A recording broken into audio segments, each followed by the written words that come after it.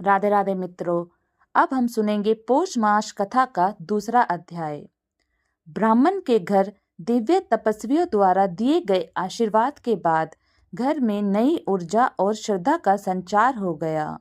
पुत्र वधू जो पहले मन में कुछ संदेह रखती थी, अब वह भी पिता समान ब्राह्मण की सेवा में लग गई।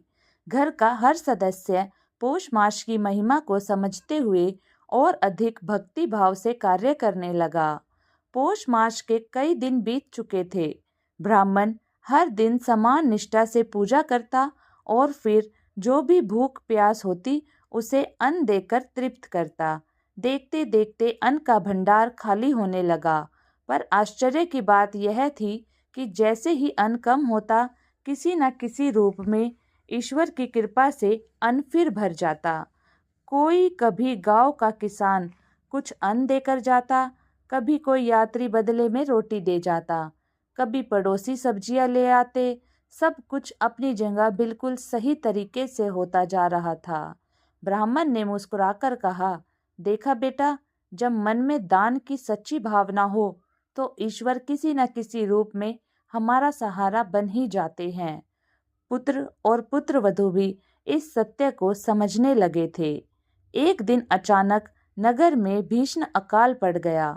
खेत सूख गए, कुएं सूख गए, पशु पक्षी तक भूखे मरने लगे। लोगों के पास खाने को कुछ ना था। घर घर में चिंता फैल गई, लेकिन ब्राह्मण ने अपनी शांत मुद्रा बनाए रखी। वह बोला, यही समय है जब दान की परख होती है। यदि हम भूख से तड़पते लोगों की मदद करेंगे तो ईश्वर निश्चित ही हमारी रक्षा करेंगे। पुत्र वधू डरते हुए बोली, पिताजी, अब तो हमारे पास भी बहुत कम अन्न बचा है। सब बांट देंगे तो हम क्या खाएंगे?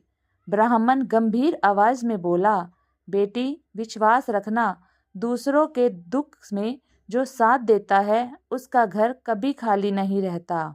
अकाल के दिनों में ब्राह्मण और उसका परिवार प्रतिदिन दरवाजे पर चूल्हा जलाकर बैठ जाते। जो भी भूखा आता, गरीब यात्री, वृद्ध स्त्री, बच्चा, सबको भोजन मिलता।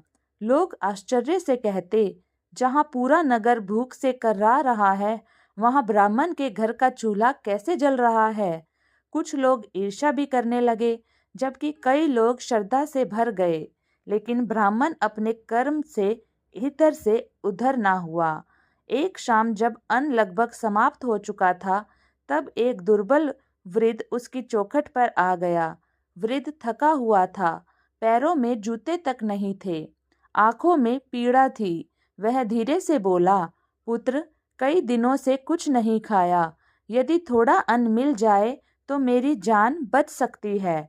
ब्राह्मण ने तुरंत उठकर अपने पास बचा हुआ अंतिम अन्न भी उस वृद्ध को दे दिया। उसे बैठाकर आदरपूर्वक भोजन कराया। जैसे ही वृद्ध ने भोजन समाप्त किया, उसकी आंखों में अद्भुत तेज सा आ गया। उसका रूप बदलने लगा, मंद मंद प्रकाश फैलने लगा। वह वृद्ध कोई साधारण व्यक्ति नहीं थे। कुछ ही क्षणों में वह भगवान विष्णु के दिव्य रूप में प्रकट हो गए। घर का वातावरण गंभीर और प्रकाश से भर गया। भगवान विष्णु मुस्कुराकर बोले, हे ब्राह्मण, तुमने पौष मास में निस्वार्थ भाव से अन्नदान किया, अकाल में भी दूसरों के सुख दुख का ध्यान रखा। आज तुमने अपने अंतिम अन्न भी मेरे ऊपर विश्वास रखकर दान कर दिया। जिस घर में ऐसा त्याग और सेवा भाव होता है, वहाँ कभी अभाव नहीं रह सकता। मैं तुम्हें आशीर्वाद देता हूँ, तुम्हारे घर का अन्न कभी खत्म नहीं होगा। आने वाली पीढ़ियाँ भी सुख और समृद्धि में से रहेंगी। ब्राह्मण पुत्र और पुत्र वधू भगवान के चरणों में गिर पड़े। उनकी आंखों से आंसू बह निकले। भगवान विष्णु ने सौम्य रूप देकर अपनी मुस्कान के साथ उन्हें आशीर्वाद दिया और अदृश्य हो गए। तो इस कथा से हमें यह समझ आया कि सच्चा दान वही है जो विपत्ति के समय किया जाए।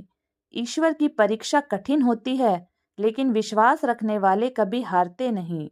किसी की भूख मिटाना सबसे बड़ा पुण्य है। भगवान स्वयं अनेक रूपों में मनुष्य की परीक्षा लेकर आते हैं। निस्वार्थ दान करने से घर में सदैव शांति और समृद्धि बनी रहती है। राधे राधे।